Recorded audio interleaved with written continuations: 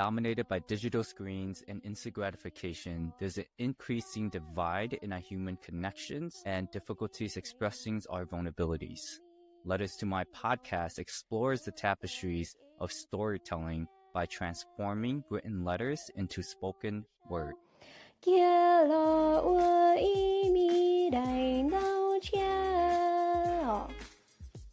Hello, Nkaujoua everyone from the Letters to My Podcast. This is Xai, your podcast host. We have a very special guest today. Her name is NK. NK, welcome to the podcast. Hello. Thank you for Thank you for having joining me. us. Yeah, thanks for joining us. Thank you for taking this special day on a Friday in the June of summer. How are you doing today? I'm doing very good. How are you? Good, good. I'm chilling. I'm outside. They're doing this interviews. NK, so I'm chilling. I'm in New Jersey I right now. love that. Kanya I'm in Milwaukee. Okay, cool. Well, it's good to know. We're happy that we're able to talk halfway across the country. So today we're going to be interviewing you, and I'm so excited to have you on, NK. There's so many questions I have and so many things that I'm hoping we can share with the guests in terms of filmmaking and storytelling, okay? So I'm going to read NK's bio. Nkaujoua Xiong is a Midwest-based Hmong filmmaker with a passion for human-centered documentaries. Specializing in cinematography and lighting, she works as a freelance filmmaker, taking on roles as director, cinematographer, grip, and production assistant on various productions. She has worked with the Hmong American Women's Association to capture the Say MKE Milwaukee camps in uplifting Southeast Asian girls and LGBT plus community. Xiong has assisted in the documentation of several Black arts MKE Milwaukee events and performances, which aim to increase the availability and quality of African Americans' arts and culture. Her latest short documentary, English title Why My Dad Loves Me, and the Hmong title Gutsi Tsoke Lu, is an intergenerational story capturing the shared history and resilience of the Hmong community and the father's quiet devotion to his family. It recently screened at Cam Fest, where it was awarded the Lani Deng Award for Social Issues Documentary. NK, committed to storytelling, focuses on uplifting narratives that highlight the Hmong, immigrant, and BIPOC experience. BIPOC is Black, Indigenous, and people of color. NK, again, welcome to the podcast. Thank you for joining us. Thank you for having me. Yes. So NK, when you heard about the podcast Letters to My, what kind of made you wanted to join and intrigued about the podcast? I think, a personal story is that I used to write a lot of letters as a kid. It was it's one of my love languages. And so when I heard Letters to My, I was like, I watched a clip on social media and I was like, this is such a sweet way to connect generations and connect Hmong people. Yeah. Cause I feel like within the Hmong community, we don't often speak with words of affection or affirmation. And so I thought this was just so beautiful and such a beautiful way to again, connect generations. No, it's so important. Hmong people are so great at storytelling, but when it comes to vulnerability and the deeper level stuff, I think it's difficult. I know there's a lot of trauma. So this is one of those podcasts for us to be, we are lucky because we get the chance to have two worlds in a sense, having the refugee experience and the American experience. And we have that experience versus the new generation who don't have that lived experience. So it's our turn, NK. All right, so I'm going to ask you a couple more questions. So, beginning the podcast, so listeners understand, each guest dedicates a letter to someone. So, NK, who is this individual or individuals that you dedicated a letter to and why? So, I'm dedicating my letter to my parents, my dad, Tou Mai Xiong, and my mom, Mai Livu. I wanted to dedicate this letter to them again because I think with us younger generation, with the older generation, we don't often use words of affection. And so I felt like this was a great opportunity to kind of tell them about myself and all the things that I'm grateful for and whatnot. Yeah, absolutely. You're grateful for, and also just to share your story because oftentimes, because they don't share their story, then we learn, oh, maybe we should share our story. We normalize it. And in a sense, we have to whether it's unbreak the chain of trauma or unbreak this chain of silence. So I'm happy you're here. Thank you. Yes. Okay, NK. So go ahead and introduce us via Hmong and jump into your letter. And I'm ready. I'm excited to listen as well as a guest. This is a love letter to Lauren Lee, my parents.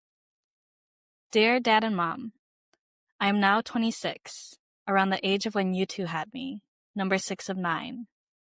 Even though I'm now at an age where I'm capable of taking care of myself, I still yearn for the both of you with the heart of a little child. My childhood was a happy one because of you. We spent our days out in the sun catching fish in the creek with soda cans cut in half, hanging and swinging off tree branches, and playing a version of jacks, but with rocks. I was growing up in a different land than the one you had known, yet I was inheriting bits and pieces of your childhood in Laos. Then I became a teenager. I was definitely one of your more stubborn and different children. I hated wearing dresses and preferred romping around outdoors instead of helping around the house. I was struggling with my identity as a Hmong daughter. The mothers at church raised their eyebrows at how I defied the perfect Nya image as a young girl. I knew how much this troubled you, especially you, Mom, who had to carry the weight of cultural expectations, a mother raising a daughter. I attempted to run away from home a few times, but I always came back shortly. You probably didn't even notice. Before I knew it, I was off to college, where I took the seat of not only my dream, but your dreams with me. I discovered the realities of living away from home, learning to cook for myself without the pressure of being a Nya, but simply to survive. Working to the point of exhaustion and being rushed to the hospital, and meeting several people who had more than me. I grew envious of them and the things I didn't even know I never had. I secretly held bitter feelings toward you about the things I couldn't get as a child. But then our short documentary came to me at the perfect time. I was 22 and soon to graduate. As I sat in my bedroom listening to hours of your interviews, I cried and cried. I felt embarrassed about the bitter feelings I had harbored, and I threw them away. Your experiences came to me when I was lost, struggling with my identity as a minority and navigating how to be a young adult. I learned how you two had gone through so many hardships and challenges, coming to a different country as children where you didn't know the culture and language, working low-paid jobs and sacrificing your time and the things you loved just so we could have those things. All I could think about was how extremely grateful I am and my precious childhood, how you both managed to create such a loving home for us. Post-graduation life isn't any easier. There are many days and nights of uncertainty, self-doubt, and questioning if filmmaking is viable for me. Instead of pushing me one way or another, you both patiently wait, sit with, and encourage me as I walk a path most in our community haven't before. And after so many years since I first left home, I finally see the seeds of our dreams bear fruit, and I get to share it with you. My dream since I was a child was to make you proud, and hopefully that would make you proud of yourselves. Now I also hope to give you the opportunities and experiences you couldn't have as young adults because you were surviving for us. And I hope when you reflect on your life, you'll remember the moments we traveled for the documentary, the beautiful places we saw, the many kind, welcoming people we met and collaborated with, and all of the special small moments in between. As an extension of the both of you, this letter is also to our entire family, my siblings, my niece and nephews, and to my future children, if any. There may come a day when you realize that your parents were once young. They're flawed, complex human beings. You might feel grateful, bitter, heartache, and nostalgic, all fine feelings to have. When you reach this point, I gently encourage you to ask them about their lives, what they were like as a child, the places and memories they long for, and all the pockets of adventure they've experienced. You'll realize how much of them are reflected in you, how you're different or want to be different. Just remember that they are also still figuring things out and to give them the grace that they have given you. And to remember that a rich life is not only material goods and money, but a wealth of experiences, deep connections and relationships, and feeling all the emotions life has to offer. And as I finish reflecting at this point in my life, I see it now. I see all of the energy, sacrifice, and love you poured into us. You showed me love transcends differences and kindness is free.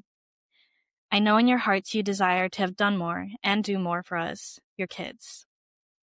I want to say today, you've done more than enough. You've worked hard. You've accomplished what you set out to do and more. And I'm really proud of you. I'm so fortunate and grateful to have grown up with two amazingly kind, loving, and silly human beings. Thank you, Mom and Dad, for your love, your sacrifices, for showing me what family is, for everything. Love from Gongsuo. Wow. Great job, NK. That got me tearing up at the middle, and I have to just read it. When you were talking about our parents being like flawed and giving them grace, and also for us being open. I thought of the word curiosity, asking the question, because it made me thought about my struggles with that too as well. I don't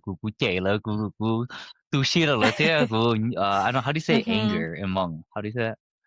体了, we, 体械的, so a lot of time with just projection, the teacher will want the word projection is, think of a projector, right? You are the projector, you're putting your emotions onto someone else, so that's what projection means. In truth, that you are actually in pain and suffering yourself. But the thing is, we're all in pain and suffering, so I think that's what grace is. How was it? How was the experience writing the letter for you? And when's the last time you wrote a letter like this? Man, I was definitely crying. I think because, well, I've never really shared about those. I think I mentioned in my letter those secret feelings of like, bitterness towards my parents. I've never really spoken to them about that because I don't want them to be sad because, like I said at the end, like they've given me everything that I needed. Yeah. And it was all things that I never even knew that I, never had. So it was definitely emotional. The last time I wrote a letter to them was actually Christmas last year.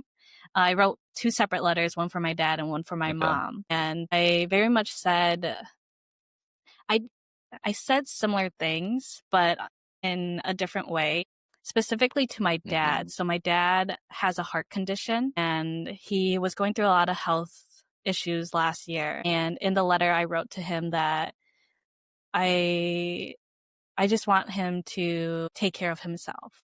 And one day, if there's a day when I walk down the aisle, I would love to have my dad by my side. But yes, that was the last time I wrote them a letter. That's very heartfelt. So I'm happy that you wrote this letter. I think a lot of letter writing, the reason why I want people to write letters in the podcast is because when you write letters, you're pouring your vulnerabilities and your truth into that. So thank you for that. All right. So NK, we're gonna jump into the questions. We're gonna focus on your childhood first, about the paths that helped molded you and shaped you who you were. And also talk a little bit about your dreams as such a kid. Yeah. So my childhood was very magical, as I was explaining in the letter. We were outside a lot as kids, swinging in the trees, playing with rocks. I remember we used to like play bote is what we called it, where we're literally just like living out how we imagined our parents lived in Taechonbo, right? So we would like eat grass. Not too funny. And like chop it with rocks. And my parents, as I mentioned, also came when they were young. My dad came when he was like 15, and I think my mom came when she was 10. And so they were also learning, I guess, the American culture. They had access to like different things. And one of the things my dad had access to was a camcorder. And my dad's a mechanic, so he really loves playing with anything like technical. And so I grew up my parents would record me and my siblings when we were younger. Essentially, at some point, that camera landed in my hands. And that's how I kind of became interested in like recording life. And as a child, I also really enjoyed storytelling. I really loved reading. I loved being at the library. I loved being surrounded by books. Did your parents take you there? No, they didn't. But I think the thing is, my mom, she's a very good storyteller. She's very expressive when she tells stories. And so I think essentially that kind of all like mixed together, right? The camera side, my mom is a storyteller, my love for reading and for storytelling, and all of that just like came together. And I remember as a child, my dream was to be an author and an illustrator. And I would like write stories and send them to my librarian along with a letter. I would be like, "Dear Mr. Pete, this is my new story. So I think really, again, like it was a mix of all those things coming together. That's wonderful. Thank you for sharing that. I think it's so important and pivotal, so thank you. In past experience, what broke you?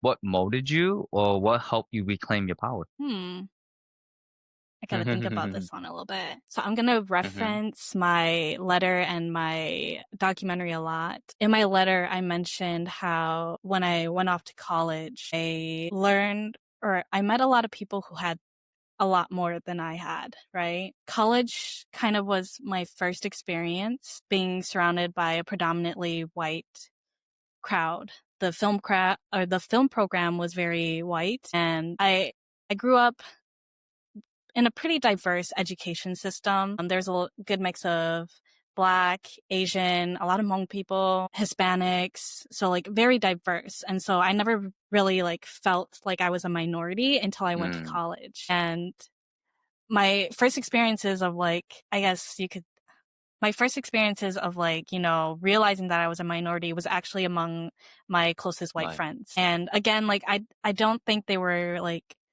trying to be malicious. I think because it was probably a lot of our first times learning how to interact with one another and learning, you know, this is kind of like what being a minority looks like, or like what being a white person among minorities looks like, right? And so I think that's why I started to harbor these bitter feelings towards my parents, because I would see like, oh, like this friend has this and her parents can provide this for her, and my mom and my dad can't do that. Like, why couldn't they do that? You know? And so that was something in a way that kind of broke me. And I'm going to say another experience that kind of plays into that. During my interviews with my parents during the making of the documentary, I asked my parents to leave a message for one another. And this was a moment that really broke me. My parents, they both said very similar things to each other. And they both apologized to one another and said, "I'm sorry. I wish I could do more for you. Yeah. I wish I could have done more for you." And that really broke me. And that really made me realize like that these bitter feelings that I had harbored, that I had held within me, like it kind of like melted all of that away, because I realized that like my parents have always intended and have always wanted to do more. It just wasn't within their means. And even within their means, they were able to provide and like help me thrive, essentially. No, it's always that's a journey. So we'll definitely break into that more as well. Thank you for sharing that. So I appreciate that. Yeah. So, okay, thank you for sharing that. I'm gonna ask you a couple questions about trauma and grief. Have you had any experiences with that? Because oftentimes in a Hmong culture, we tend to not talk about grief. We just go to funerals and that's it. It's almost like as a kid, it was just a routine for me. And the only time that shocked me the most was when I don't know if you know, during a funeral, at one point, everyone just starts crying and they let out the tears. Like that was the first time I see my dad cried, you know, so things like that. So share more about your experiences with grief, trauma, or anything along those lines. Yeah, I just had to second what you said. Like, I feel like as a child, I was just there and then would be that moment where people are just crying and I'm just kind of like, what is going on? Right. And I think because like, maybe because it's like, we're in like our first, second generations of Hmong American people here. Like we're still like trying to understand grief and like trauma. Right. But yeah, so my dad actually almost passed away in February. He was getting a pacemaker placed into his chest to help with his heart condition, which I had mentioned. It was like, I think there was like a 95% chance maybe that like, there's a 95% chance that it would be successful. So like there's like very like hardly any like anything that could go wrong, essentially. And so the first day he had the surgery, he came back good. My mom was there with him the entire time. And everything was good until like later in the day, they noticed that some of the wires for the pacemaker had moved. And so they had to do the surgery again. And so the second day, they opened him up and they did the surgery again, fixed the wires. We're about to close him, and then they opened him up again, and then closed him. Essentially, we really don't know what happened, but my mom, it was like around like, I remember getting this text from my sister in our sibling group chat. It was like 8 p.m. after my dad had had the second surgery. Mm-hmm. She had texted my siblings and she was like, oh, hey, like, can someone go stay with mom because she's feeling a little anxious because dad is taking a little longer to wake up, right? And my brother May, my third brother, had gone to stay with my mom, but he only stayed till 12 because he went straight from work and was very exhausted. And so it was like around 1 or 2 a.m. My mom had to help my dad to the bathroom. And then he was in the bathroom, but he was taking very long. And so my mom went to go check in on him and saw that he was very pale. And my mom was like, do you need help getting back to the bed? And my dad was like, like, just wait a moment. And then my mom was like, no, like, let me help you. And so my mom helped him back to the bed. And again, he was very pale, slow Mm-hmm. to responding. And so she called in the nurse, and a nurse came in, and my mom was like, you need to check on my husband. The nurse was like, oh, he's probably just exhausted from the 2 surgeries, from the anesthesia, and like they had given him some Benadryl as well. And my mom was like, no, please check on him. And so the nurse was like, okay, I'll try to get a body temperature reading. And the nurse couldn't get a body temperature reading on my dad. And so that's when more nurses flood in, and it was very chaotic. And essentially my dad was rushed to the ICU, and my mom had called some of my siblings, and they had all been there. And I was here in Milwaukee, and like I didn't know about this until like 7 a.m. in the morning the next day. But I just remember when I was driving over, I was crying, but I told myself, like, I'm not going to cry in front of my family. I think because we're all very emotional. My mom is a very emotional person, and we all grew up Mm-hmm. with my mom under her care. Mm-hmm. So I was like, as soon as someone starts crying, the rest of us are going to start crying. So I'm not going to cry when I get there. And I just remember when I got there, seeing my dad in like his state, because when he was at the first hospital in the ICU, they had told my mom, like, it's either he gets breathing tubes or he can pass at any moment. Yeah.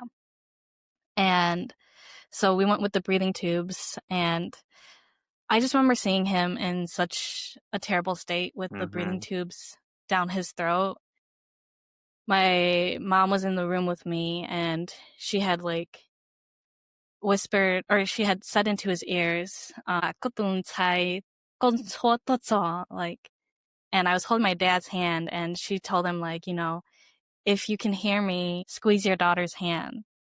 And I could see my dad kind of like scrunch his face, but nothing else. And I think it's always, I was talking to my Laotian friend about how like at the hospital it was just like our entire family in the waiting room, and she was like, that's how it always is with Asian families, That's how we roll. We're always like, yeah, we're always overcrowding the waiting room. But yeah, and then my dad woke up in the afternoon, fortunately. And I must say that like that moment really showed me my mom, what she's capable of. 'Cause she was the one who fought for my dad's life, honestly. Like her English is fairly good, but like, bigger words, it's harder and all that stuff. But she was the one who like told the nurses, like, you have to check on my husband. When the doctor came in and like was kind of dismissive towards my mom, like she again fought for my dad. And so I think it was honestly like our first time as a family really experiencing like a near death experience. It felt very much like it was pulled out of a drama, right? A Korean drama or something. Yes, exactly. No, those experiences could be very traumatic, and any anticipation or any thought of news, even if you think the word death, your body's gonna feel the word death. So everyone felt that. So Mm-hmm. I'm so sorry that went through it. Those are traumatic. I'm happy they have the family. And part of the reason why we talk about grief is that often we don't talk about grief. So thank you for talking about this. I guess my comment to you is just those things are very difficult. Those things really shape you. And I can't imagine you and your family not having your dad at this moment. So what happened afterwards? How did Mm-hmm. you all go through the process of whether it's healing, having a second chance? I don't know how y'all viewed it. Yeah, so when my dad was in the hospital, I had just found out that we had gotten into a few film festivals. And I remember like before my dad went into the hospital, I was like very excited to like, go and tell him about it. And like I remember because the Wisconsin Film Festival was coming up and I was just like trying to like mentally prepare myself in the case that my dad wasn't there. You're going through I that. know. I know. And just thinking about it, thinking back on it, like, makes me very teary eyed because, like, I had just, like, not anticipated anything like that at all. I think my siblings and I were definitely like, we want to spend more time with our dad. We're all very busy because, we have our own families and whatnot, but we definitely are trying to spend more time with my dad. And I very fortunately was able to take my dad to the Wisconsin Film Festival, Nice. to the Capital City Film What? Festival, Yeah. to Camp Fest. Like it was it's very Wait, special to before me. you we gotta talk about that because oftentimes I remember as a kid, my parents didn't come to my sports games and all that stuff because they were busy and working and so forth. What does it mean as a Mhm. child of refugee immigrants? I have the most proudest moment when I graduated Columbia in New York, and my parents came and visited. First of all, I didn't think they were ever gonna come, right? And okay, it was the Mhm. best, the most beautiful experience. I only went to that school, so Tou Mai, so that'd be happy for me. It's like a brand name. So share that moment for you. Yeah, well, every time I've gone to a film festival, my parents have gone with me, and that has been very, very special to me to be able to bring my parents to new places, to meet new people, and to have new experiences. And I think I mentioned this in the letter where, like, my parents, when they were my age, they couldn't live that, Hmm. I guess, that idealized American young adult Right. life where you get to travel and meet new people and all that stuff. So yeah, like I said, I brought them, I've gotten to take them to 5 different festivals and one, the most notable, I will say, at least from my observation of them was the Fresh Coast Film Festival, the Wisconsin Hmm. Film Festival, Capital City, and Camp Fest, each one with their own different thing. Fresh Coast really, we were in Marquette, Michigan. And so we were surrounded by Lake Michigan. And my Nice. parents just kept talking about how much it reminded them of Laos Yeah. and how much they wanted to go back to Laos. The Capital City Film Festival, there was a Hmong organization there. Shout out to them, Hmong Family Association, I believe, of Lansing, Michigan, and they hosted a meet and greet with us. And they were just so warm and welcoming to my parents and to me. Nice. And then Camp Fest, where I got to take my dad back to California, where he originally first landed when he came to the US. And he got to see San Francisco. And we went to Sacramento to visit his cousin, who was the one that sponsored him here to the US. So really just like all these like wonderful moments of being able to give my parents the experiences that they Hmm. might have never had. No, it's fascinating. It's wonderful, and it's gratifying too as well. Not for yourself, but also for your family. And that's one of whether it's core principle, core values of the Hmong culture that I appreciate, and it helps me because I'm a community organizer. NK, it helps me to have those Mhm. foundations essentially. So it helps a lot. Thank Mhm. you for sharing your past experience. So we're going to transition to the present realities. It's going to be on exploring current identities, struggles, and passion. NK, what are your identities and why would you consider these your identities and why are identities important to you? So I would say my identities are I am a Hmong filmmaker. I am a Hmong daughter with a bit of a tomboyness to her. A Hmong storyteller. Those are my identities. Beautiful. Thank you for sharing that. Why are they your identities? Storytelling is what I want to do. It's what I'm doing. And I want to really create a space and really break barriers with Hmong stories and Hmong experiences, right? And I feel like with my documentary, Why My Dad Loves, it's just a small piece of the bigger Hmong experience. But again, like growing up, I didn't learn a lot about my history, about my culture at school. And school is where we spend most of our Mhm. time as kids, right? And so I feel like a way to do that, a way to reach younger generation is through storytelling and through visual storytelling. As for a Hmong daughter with a bit of a tomboy hint in her, that's my identity because I was always just a Right. tomboy growing up. Um, and I struggled a lot with it when I was younger. I've come to accept it a lot more, that I'm not like the Hmong typical daughter. And that's just who I am. Yes, well, I want to expand on that too as well because I think there's what people don't know is that the Native American has something called two spirits, right? So it's LGBTQ Mhm. or queer or men loving men and women loving women, and this has been going on for centuries.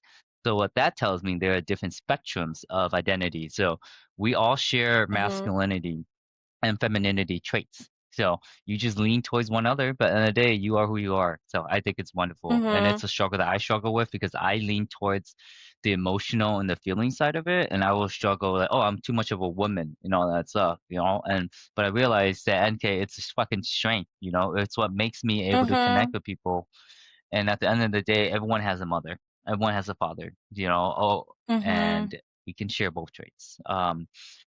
I would love to hear more about your project.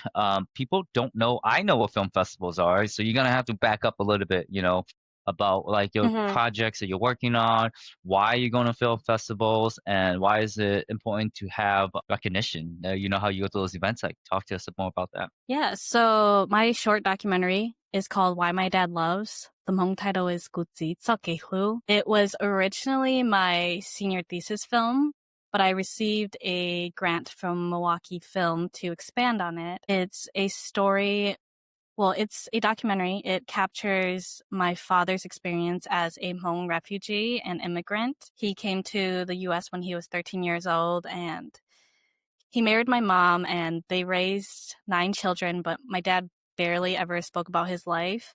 When he did, it Mm-hmm. would always be in like brief moments, very quick, very to the point, nothing ever in depth. And so with my senior project, I decided that, this is the perfect time to really get to know my dad in a more deeper way, and capture it and have it.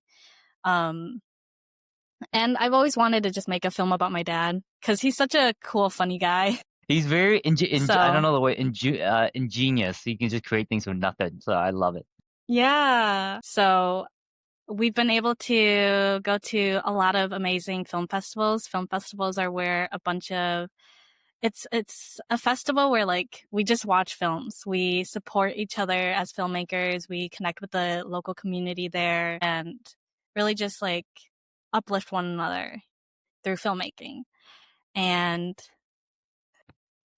Yeah, I just want to learn more about your experience. So I think I'm more thinking along the line of the new experience and also you mhm, being, going back to what you're saying, you're in a mainly Western Mika environment and how you navigated that and mhm. why is it important for one person or a BIPOC person to go in those spaces? I So the film industry is already a predominantly white space, and being a person of color and being Hmong and being able to be in that space and break into that space has been really rewarding.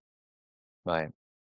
And really also just like at a few film festivals now, or at many film festivals now, there have been a lot of white people who have come up to us and have been like, thank you for sharing your story. Mm-hmm. I didn't know about the Hmong people, or I didn't know, or your story, like, transcends like so many things, I think something that I've said before is that the one thing that I really want people to take away from the film is to be kind, and to be kind because it was the small moments in like my dad's childhood, the small moments of Hmm. kindness that really shaped who he is and how he loves others. And I think that message really speaks to a lot of people, no matter what background or race or ethnicity. Thank you so much for sharing that, NK. I really appreciate that. I think the one word that I really took out from there is kindness. And I think it's so important that kindness is a foundation to all of us. And what would you tell to those people who don't have kindness, who did not have kindness in their childhood? Sorry, I ask a hard question That is a sometimes. hard question. That is a very hard question. I think with my dad specifically, there were many moments where people were mean to him, and there were very few moments where people were kind to him. And it's hard to say, but I do feel like my dad, through those small Oh, and moments, NK, if you feel comfortable, can you tell a little bit snippet of how people are mean to them? There's a specific reason why, or you don't want to disclose too much. when my dad was growing up, he was living in Laos, a very impoverished country at the time. And he had people in his family who said very mean remarks to him. They said things like, oh, because you are like this, because you are like this, you're never going to be prosperous with us. You're never going to have wealth or riches. And those words really, I do think those words really affected my dad. But then there were also moments from his aunt and uncle, my great aunt and uncle, his aunt and uncle, who fed him, who clothed him. And those were very, very small acts of kindness that really shaped his way of how he loves other people. And Right. so I think again with like how to dress people who haven't had any kindness in their childhood, it's really hard to say.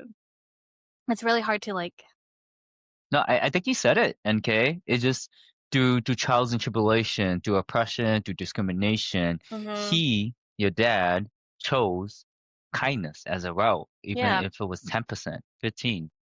essentially, yes. Choosing to be kind. And I actually asked my dad a while ago, like, just because I always want to check in that he's okay with me sharing his story. I was like, Dad, why do you want to share your story? Hmm. And he said that a lot of people don't know about like the Hmong experience, right? The That's right. hardships of the Hmong people. And he said that he wants to show people that you can overcome your past traumas, your past Yeah. hardships, all the challenges, all the obstacles. And so that really stuck with me. I think that's very powerful, and thank you for sharing that too as well. Because so not everyone has the two-parent household.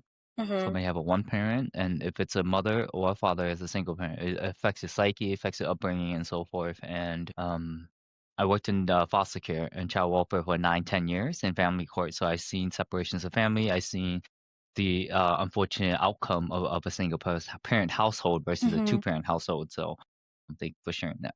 My dad actually mentioned how that in his childhood, he witnessed a lot of Hmong men mistreating their wives. And as a child, he like decided in his heart that he wasn't going to do that. I remember during our interview, I had asked him like, Dad, why do you love mom? And my dad, he draws a lot back. Like he draws from his childhood a lot. Hmm. And I'm just going to say this. He draws from being an orphan a lot. And he mentioned how when he was an orphan, he lost his mom. My dad lost his mom. And that really, was very canon in his life. He saw how Hmong men would mistreat their wives. And he was like, these are like, the mother to so many like Hmong children, right? And so my dad said, the reason why I love your mom is because I lost my mom and I saw how these Hmong men mistreated their wives and I never want to be like that. I want you guys to have a good mom. I want you guys to have a mom who loves you and pours everything into you because I didn't have that. And I was very fortunate. I'm very fortunate that I have a great mom, a superhero mom. Absolutely. I think those are so powerful, and thank you for sharing your side of the story as well. Because as much as you focus on in this podcast, you focus on all aspects of all spectrum of life, and I'm happy to hear that because oftentimes we will only hear the negative stories. So thank you for Mhm. sharing that. Totally. Exactly. Thank you for sharing that, NK. So I'm gonna move us to self-love and self-compassion. And there's a quote that I love. It really made when you were talking made me thought about this. So this quote is by I believe the professors, Neff and Dam are their last name. It's the quote says, self-compassion and self-love involves treating yourself with the same kindness, concern, and support you will show a good friend or family. When faced with difficult life struggles or confronting personal mistakes, failures, and inadequacies, self-compassion and self-love responds with kindness rather than harsh judgment, recognizing that imperfection is part of the shared human experience. What does that quote mean to you? How does it connect to you? Well, I definitely need that reminder every now and then. The part that really reaches or touches me is the part where it says like essentially like treating yourself how you would treat your friend, right? And I think it's very important because I feel like a lot of Hmong people, a lot of Hmong elders kind of sometimes they don't see their worth, right? Mm, I think a lot of the times it's because they came to a place, to a country where essentially they were told that you're uneducated, right? And I see this a lot in my parents as well, where they're kind of like, I'm dumb. I didn't get an education. Um, and I see this in myself too, like, this inferiority complex, not being enough. Essentially, hence why my parents kind of feel like they left that message of why, saying sorry to each other. I wish I could do more for you. And I think we as, you know, I think as a Hmong community, we need to give ourselves some more grace and to remember that, like, we went through a lot, yeah. especially our elders. I do wish that, like, I do hope that my parents are proud of themselves and all that they've achieved, as I am also learning how Mhm. to be proud of myself and to be okay with saying I'm proud of myself. Yeah, no, those things are powerful. And you brought up the word inferiority complex. Uh-huh. Some people would also imposter syndrome. And one of my mentors, social worker, she called it macro invalidation. Macro means your overall, invalidation means you are invalidating yourself, meaning you are not good enough, or you're saying what you're doing, you feel fake. So I've struggled with that too as well. I think I'm not good enough and all that. And then I love how you put the word grace because that's a word that I think about too as well. And I also think about your why. Remember the why of what you're doing because it's your cause. No one can take that away Uh, from you. It's your story. So a lot of the time, I think these things are whether it's from the Western media, whether it's from our immigrant refugee experience, all that stuff. It's I can break this down more, but I want it as short word. I'm saying it's a social construct, meaning it's uh-huh. created by people, just Uh-huh. like race was created by people. So just remember that. And I want to tell everyone who created it. It's almost always the people who has power in the community. So but once you all can go to that liberation and freedom, trust me, y'all can get through this. And this is part of the podcast. Any thoughts on that? No, definitely thank you for sharing that. I think again with a lot of or with my parents specifically, I think they definitely need to apply more grace to themselves. And I mean, I remember when we did a recording Okay. recently for WUWM Lake Effect, and my parents were like, "Why us? We're just ordinary people." And yeah, that's exactly why. So thank you for sharing that. Yeah. Well, your parents' story is that's what resonates. It's part of the American story. We have a lot of Mhm. issues with ICE right now, which is really frustrating. And everyone talk to your legislators and so forth and fight against that because they're coming for them. We're next. Mhm. No, I think again with the message of my dad's documentary is that, like, I know everyone has their own opinions, has their own thoughts with immigration and immigrants, but I think again, the documentary really touches on being kind to one another, even especially because we don't know everyone's stories, right? And learning, I think we're afraid of what's different from us, what we don't know, right? And I mean, a lot of people who have seen my dad's documentary, they've been like, wow, like, Hmm. I never knew that. And so I think, again, being kind to one another, especially when we don't know what's going on, is very important. Absolutely. Thank you for sharing that. Let's transition to the future aspiration, sharing your hopes. goals and dreams for the future. And I always like to read the definition aspiration, which is a strong desire, longing, or aim or ambition.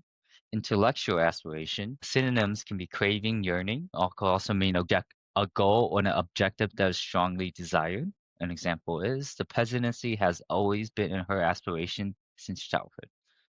So for you, NK, I want you to use I statements and talk about happy moments you're proud of, goals and achievement, and use I statements. I'm proud that I blink. I am proud that I finished this documentary and that I'm sharing it.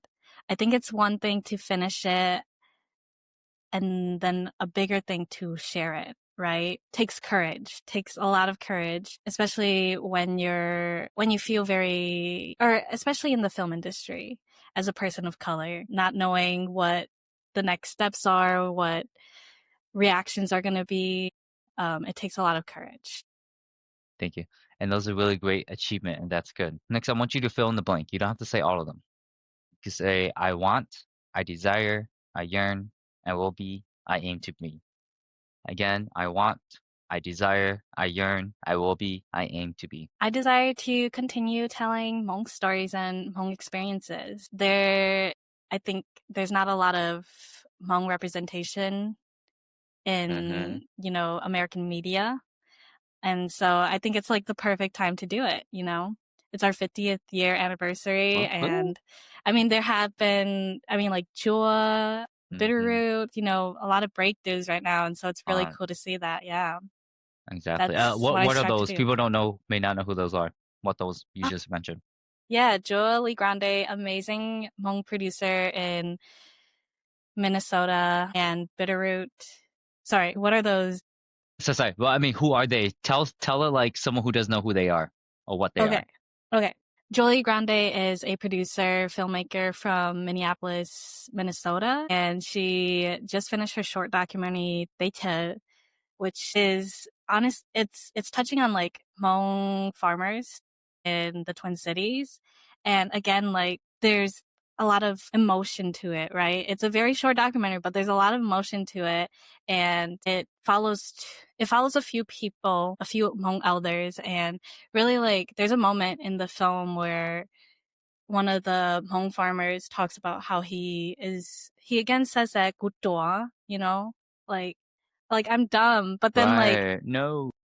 then like he has such a rich knowledge in like how to farm, and it's like you're really not, like you have so much to offer. And then Bitterroot is a feature film that is centered around Hmong people, and it's been playing in different areas of the nation, so keep an eye out for it. Really cool, very amazing film about like a parent-child kind of relationship as well. Absolutely. When you were talking about that, it makes me think language is so powerful, NK. Yeah, if you don't speak the language, you Mm-hmm. can't promote yourself, you can't provide your service. It's so important. And also a lot of oppression too. I just want to make one comment because similar to you, I love your focus on African American or Black people and working with them as well. I Mm-hmm. have such a strong affinity with them too as well. And it made me think about Black inventors, how America has never uh highlighted the stories. Like a black person made peanut butter, a black person made the golf tee, right? Things like that. I know That's so cool. it's amazing, so cool, and then it's just so many things that they have done. So that we're not highlighting. So thank you for sharing Mm-hmm. that. These are the stories that we want to get out. We're gonna transition to the future aspiration. I know you talked base a bit more about the things you want to do and continue to do, but I want to ask you more about what you foresight for yourself, your hopes, dreams, goals. What do you envision in terms of your impact? Tell us more. Yeah, I think right now I really want to continue telling Hmong stories and Hmong experiences, and really try to try to show that the creative path is a path that Hmong people can take as well. I know we're Yes. in like our earlier generation, so Mm-hmm. we're kind of like whatever makes the most money, which makes sense, Mm-hmm. You gotta eat. but I think really just showing that like the creative path can Mm-hmm. also reward you differently. Maybe it's not like the most sustainable in terms of money, but it can open up doors. Yeah. You can really, I mean, like, just to be able to see Hmong people on the screen is so, like, I mean, like, I just remember, like, as a kid being like, I just want to see, like, a Hmong person on Yeah, TV. that's it. And I mean, like, we had all those, like, Hmong dub movies and, like, those Hmm. Hmong movies back then, which was really cool. And I mean, just even, like, having someone speak Hmong in, like, a TV show or something like that, Right. like, it means so much, like, to have access to the Hmong language in that way, to have representation in that way. That's really why I want to continue telling our story.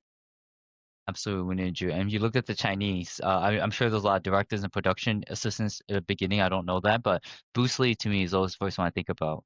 And Mm-hmm. now you fast forward to now, we have Sima Lu, we have Michelle Yoon, and all that. Mm-hmm. Everyone having leads. So it's just we're just following a template and so forth. So let's keep going. So we need you. You're creating a pathway for us. Okay. So we are going to transition to the wisdom sharing, imparting your advice and your inspiration to the next generation. NK, what advice would you give to someone who is starting on a similar path? What would you give them? Advice? What kind of trajectory would you recommend, and so forth? I think of the advice that my dad gave me when I told him for the first time that I wanted to be a filmmaker and I Mm-hmm. was going to go to college for film. What he told me was very, like, it might sound brutal, but to me, it really pushed me and made me see. I'll just share what he said to me, but he told me, you know, you're going to have to work twice as hard, maybe even 3 times as hard as anyone else because, well, one, you're a minority, right? And then second, you're a woman. And I mean, it sounds very brutal, right? But then Yes. he softened the blow by saying, but then that means that everything else after it, the result will be twice as meaningful, 3 times as meaningful because you work twice as hard, 3 times as hard. So that would be, I guess, my word of advice, words of encouragement. Mm-hmm. Exactly. I think that's actually important. That gave me chills. I think that's really good. But now talk about professionally. Just give a quick. This is what you A, B, C, D, E, F, G. Yep, professionally as a filmmaker, really put yourself out there. You really have to put yourself out there. It takes a lot of courage. I'm an introvert, so I'm like an introverted extrovert. So, like, it's Yeah. really But you have hard to to learn to it. sometimes, Yeah, right. yeah, you really have to learn how to, like, put yourself out there, make connections. I think I was listening to Jua's Yep. podcast, and honestly, like, she provided the best advice, which is she's so wise, which is to really not see or to see networking as building your community. And that has really That's helped right. me as a starting filmmaker, as an emerging filmmaker. Yeah, yeah. I know. I'm so happy Joe said because the thing is just like no, I always ask this too because for me, I'm a natural and just let people know this is my definition. Introversion and extroversion. It's not specifically just your ability to talk to people. It's where you get your energy from initially. Mm-hmm. So my energy is that I get my energy from buildings, from trees, and from interacting with people. That's where I get my energy from Mm-hmm. first of all. But I had to balance that out. I had to learn as a adult living ADHD about stillness and calmness where I have to rest and cut out from things to take my time off. So that's what helps me Mm. recharge. We all just have different ways. Yeah, that's really cool to Yeah, know. Thanks for your sharing. that's powerful. Once you learn this, and then you can learn because in truth, networking is really not about you. It's about curiosity. It's about Mm-hmm. tell me more about what you do. That's it. You know? Yeah, Yeah, yeah. exactly. Yeah, and that's why this podcast is the same thing with me. This is my obviously it's a dedication to the Hmong community, but it's also a dedication. Excuse me, it's my growth mindset. I just get to learn from you all, and you all do things I don't do every day. Yeah, I've definitely been learning a lot from you. It's been very insightful. It's both ways, yes. Okay, so let's keep going. Okay, okay, I'm moving to the next question, and I want you to fill in the blank. I give you the next generation among girls and boy this wisdom blank because I want you to blank. Yeah, I really want the next generation of Hmong boys and girls to be open to being vulnerable, essentially, this whole Yes. podcast. Yeah. I think so. I grew up as a tomboy. I really hit my tomboy phase around, like, middle school. Hold on, NK. Describe your definition and to tomboy so people know your definition. So my definition of tomboy is a girl who has more masculine tendencies, or I guess like in the Hmong culture, what wouldn't be like a Hmong daughter? So like, silent, cooks, Submissive. docile, Yeah. submissive. Thank you. And so that's my definition of tomboy in context to the Hmong culture, right? And I really hope that Hmong girls and boys can be open to both stereotypically, masculine, feminine features, characteristics, attributes, to be okay, to not be ashamed if like, if you identify as a Hmong boy and you are a little bit more emotional. A lot of my brothers are very emotional Mm-hmm. guys Nice. Great. because it really opens us up to vulnerability, to be able to have conversations with one another. Right. There's more I want to say. Or what? I think I think back to when I had a conversation with my mom for the first time about how painful it was for me during that period of my life, and when I was very, very much like, I wore boy clothing, and a lot of the moms at church and even my own mom disapproved of, the way I dressed. And I had that conversation with her, I think my second year in college. And I just told her like, mom, it was really hurtful when you guys would like side eye me or talk behind my back about the way I dressed, or why I wasn't with the other Hmong girls cleaning up in the kitchen and like cooking. And I just remember like my mom, she was very silent Mm-hmm. like for a while. And she was just taking in this information. And it was the first time that I actually felt like I saw eye to eye with my mom and kind of understood where she was coming. Her response was, I raised you like that because that's the only way I knew how to raise a daughter. Yeah. And so it was just like, I was just like, oh my gosh, like, Mm-hmm. it made me realize like, it's so funny because like, yeah, she didn't like me wearing boy clothes, but she was the one who bought me the boy clothes. Is it fun? Oh, Yeah, it's so funny. We would literally be at the store, and then like I'd be like looking through the boy clothes and she'd be standing next to me, kind of like, whatever. And then she'd be like, can't you like wear something prettier? And then like she's literally like grabbing the clothes from my hand and then taking them to check out. But yeah, like I was saying, funny. it was the first time I like really saw and understood where my mom was coming from. And And I'm sure it was the first time you again, stood up for yourself. You said your piece and yeah. truth. True. Okay. And I think I want Hmong boys and girls to be vulnerable with their parents too, to be able to have those conversations with their parents. You might not agree, you might see differently, just as like in that moment, up until that moment, I had like, my mom and I had always like seen differently. And I think we still do, but we were able to like understand like, this is how my mom learned how to raise daughters. And that's what she was just trying to do with me. And my mom understood for the first time, oh, my daughter actually was very hurt from the things that I had done. How did that give you grace to your mom? Because I know you talked about whether it's anger, frustration, targeted, or projection at them. Yeah, I think I thought like for the longest time that my mom didn't love me because I was different, but hearing her say that for the first time, it really bridged the gap, you know? But And so like I felt like I was able to walk across that bridge and she was able to walk across that bridge. exactly. This is more of a question for the next generation, the young kids. Mm-hmm. Tell them why you did this and tell them, I don't know, something else about the importance of doing this. Yeah. Like why I spoke to my mom about this. I don't remember how this conversation came up, but I just remember it was like me and my mom, we were at the dinner table. The dinner table is where the conversations happen in Mm-hmm. my family, specifically with me and my mom. I think so I still have a little sister, right?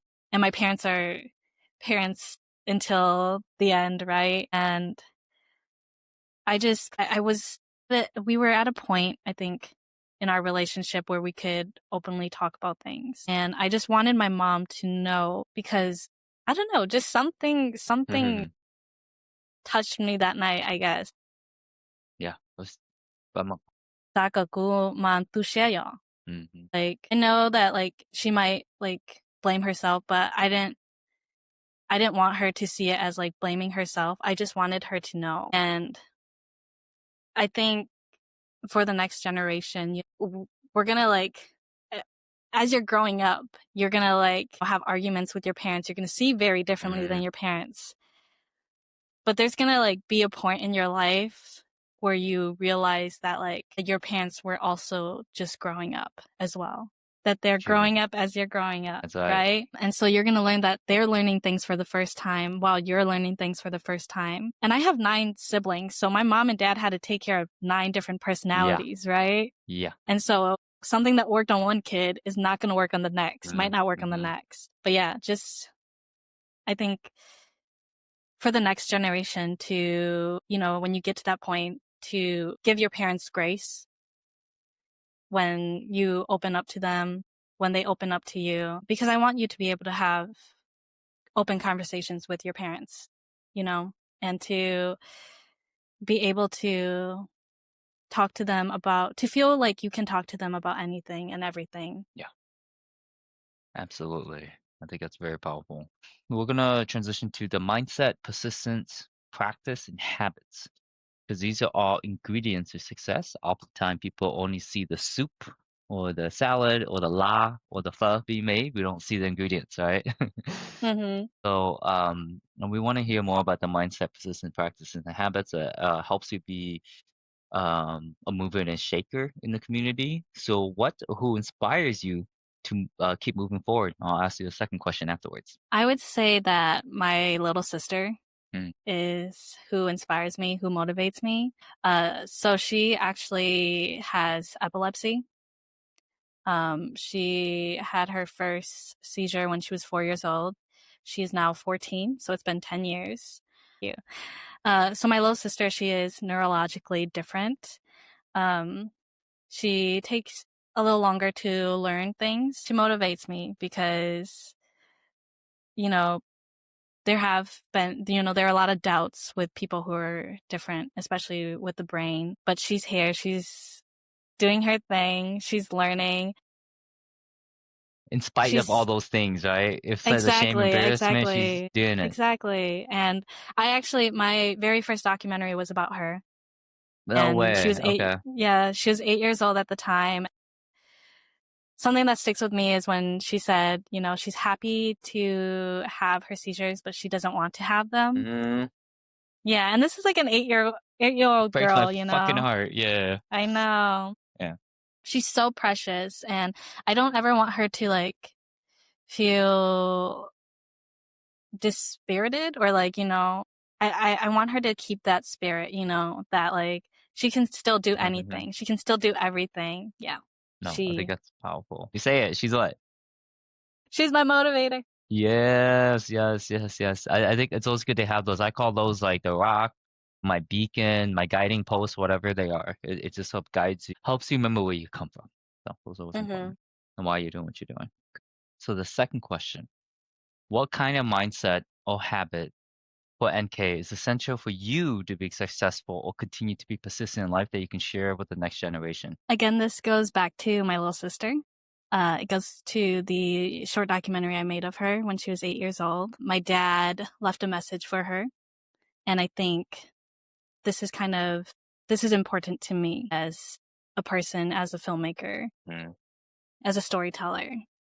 So my dad says, you have to commit yourself to learning. Even if you fall behind, that is not the main issue. However, the only way to keep moving forward is to endure the hard times, persevere through challenging paths for yourself. That is the way to keep moving forward. Even those who are more skilled or talented, if they don't persevere, they can't move forward. Potential is measured by perseverance. Commit to learning. That's, yeah. Beautiful. How did that affected you? And say that in your words?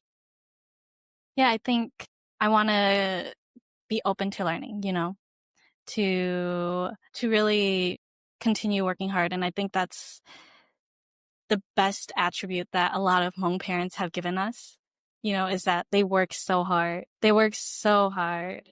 Great. And again, it really all comes around, being kind, working hard. You might have to work twice as hard, but Yeah. the rewards will be twice as meaningful. Right. If you don't, like my dad said, even if you have the skills and you're talented, if you don't push yourself, if you don't persevere, you're not going to get anywhere, right? Mm-hmm. And so I think that's, as a filmmaker, there have been many times where I've wanted to give up, because filmmaking, it takes a long time to Yes. before you see the results, right? Mm. It's like writing a book. You take two, Yeah. 3 years, if not longer, and you still don't get paid Mm-hmm. for it, depending on where you're at. So yeah. Exactly. But yeah, No, those absolutely. I think words stick close. one thing that I resonate with that story is the hard work. This is what I hated the most, NK, from high school. About sophomore year to about senior year, my parents, they had a janitorial service. So every Tuesdays and Thursdays, almost every week I would have to go. I was so mad. I barely got paid because obviously don't ask for Mm-hmm. money, just allowances. So it was the most frustrating thing. I couldn't hang out with my friends and all that stuff, but it taught me. I know it's hard working on stuff, but because I play sports, I call it the grind. So it puts you in Mm-hmm. the grind. Now I know Mm-hmm. that if I just put my time in, like nothing will ever beat me cleaning a goddamn bathroom and all that stuff. But you know, so it taught me. And then one Yeah. note for the listeners, just so you all know, I can't remember if he's the owner of this CEO of Toyota or the one who created Toyota, but as the CEO, he cleaned the bathrooms. So it's fascinating Heck because it's all yeah. humility. Yeah, honestly, it does. It really does. I think Hmong people are pretty humble people, I would say. And that hard work, we're still building. Honestly, we are benefiting off of their hard work, our parents' hard We are. work, our grandparents' hard work. So a lot of Yeah. props to them, a lot of Yeah. credit to them. And kids should be proud for a Immigrant Community coming 50 years to have as many judges, to have a mayor. We had a mayor of a large city, Oakland, right? Mm-hmm. And Mm-hmm. that's just fascinating. And to us here, and my next goal, I know I'm just comparing from politics. And we have millionaires as well right now. Mm-hmm. Yeah, I'm happy to see where we're going to be in the next 25 years. Mm-hmm. Me too. Okay. So we are at the end. Any last words that you want to add? You want to tell the listeners, the guests, your family, or anyone? I just want to say thank you. Thank you for having me on the podcast. This has been really fun. It's been very healing in its own way, and I look forward to hearing more of your podcasts. Thank you. No, I appreciate it. Definitely share it and like it and share it with your community. We want to pass this and share it with folks. And anyone you have that NK you want to join, be interviewed, let me know. So everyone, thank you again for listening to the Letters to My podcast, where letters that speaks and stories that heal. NK was our special guest today talking about filmmaking, grief, trauma, this importance of storytelling and her journey as a filmmaker. So NK, we really appreciate you for just sharing this everyday stories of Pepekawanga and also for the next generation and your words of wisdom, passing on to them. Again, Letter to My is about self-discovery, storytelling, vulnerability, and letter writing dedication. We continue to invite you all to share your stories, connect with me, reach out to me, anyone else you think that could be interviewed. I would be more than happy to talk with them. A general statement that Letters to My believes is that each generation builds upon the next. And one quote that I live by, and one of my heroes, is Nelson Mandela, a South African revolutionary and nonviolent protester. And he said, our children are our greatest hope we have, and the future belongs to them. So let's help them. And thank you for being part of that journey, NK. Thanks for joining the podcast. Thank you. Bye. Thank you for joining us on Letters to My Podcast Inaugural Season 1. We hope you can hear the power of storytelling, vulnerability, and self-expression rooted in the Hmong tradition. Let's continue to bridge the digital divide. I am Xai's niece. My name is Emma, and he is my uncle. He has helped me become more confident and made me come out of my comfort zone. I remember one day he took us nieces out to Dairy Queen. We decided to race back to the car, but my sister ran too fast and slipped under the car. It was memorable because it was funny, and those moments are something I would cherish forever. Letters to My Podcast is where vulnerability meets self-discovery. Self-discovery meets writing. Journaling, writing letters, or handwriting isn't just about writing what is on your mind or reliving your experiences. It is a medium for self-expression and self-reflection. Take a pause and time to think. For Xai, it began with journaling in college, a practice that became a lifeline. He poured his fears, tears, failures, successes, self-doubt, and inspiring quotes on index cards. At one point, he had over 300 index cards in a shoebox. Writing helped him discover a powerful path to self-awareness, increasing his mental well-being and assisting in processing his emotions. As a social worker, a pen and paper were his constant companion, helping him process interactions and to not miss anything important. Xai has benefited from the power of writing and wants to revitalize this practice and share it with you all. A little bit more about my uncle, who is the host.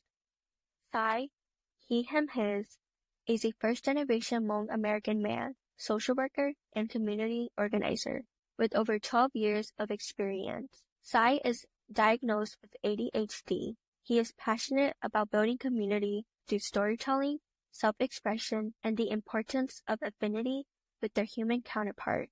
Xai believes each generation builds upon the next and seeks to uplift the next generation. One quote that embodies Letters to My Podcast. Our children are the greatest hope we have. The future belongs to them. Nelson Mandela, South African revolutionary. Letters to My Podcast focuses on passing wisdom and uplifting the next generation. It is our turn to pass the torch of wisdom and leave the world a better place than we found it. Letters impart our hopes, dreams, and future to the next generation. If you enjoyed this episode, please like, subscribe, and give a 5-star rating to help with the algorithm. Letters to My Podcast is on Apple Podcasts, iHeartRadio, Facebook, YouTube, Spotify, Blue Sky, and Instagram. Disclaimer: Xai Yang, LMSW, is not establishing a therapist-client relationship with listeners through this podcast, and any reliance on the content is at your own risk. The views expressed in this podcast are Xai Yang's personal opinions and do not necessarily reflect the views of their employer or licensing board. For any mental health concerns or questions, please seek guidance from a licensed mental health professional or call text the National Suicide Hotline 988. Thanks for listening to Letters That Speak, Stories That Heal. Xai's niece Emma, outro done. Oh, ciao.